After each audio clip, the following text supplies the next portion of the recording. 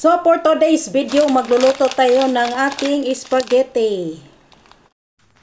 Maglagay ng kaunting mantika at ilagay na ang hiniwa ng bawang at sibuyas. Mekos-mekos lang natin at ilagay na rin ang ating ground pork. Haluin lang natin hanggang sa mag-light brown ang kanyang kulay. So kapag mag-light brown na, magdagdag tayo ng dark soy sauce.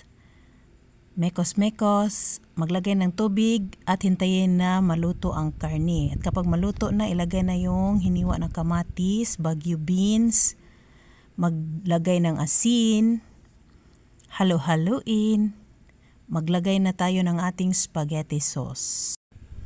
Pagkatapos, takpan lang natin at isisimmer natin ng 10 minutes. After 10 minutes, maglagay na tayo ng asukal, ground black pepper, basil leaves, oregano. Tatansya nyo lang kung gaano karami, magdedepende sa inyong panglasa. So, halo-haloin natin.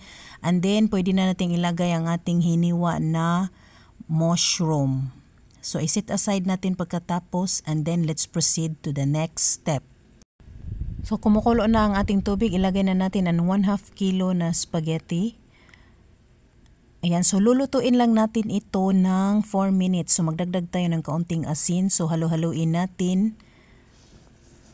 Ayan, so magdagdag tayo ng kaunting mantika para hindi siya didikit. And then, i-drain natin at hugasan natin ng tubig. Pagkatapos nating hugasan, pwede na natin siyang i-serve. Ayan na siya mga ka-viewers. Luto ng ating noodles. Spaghetti!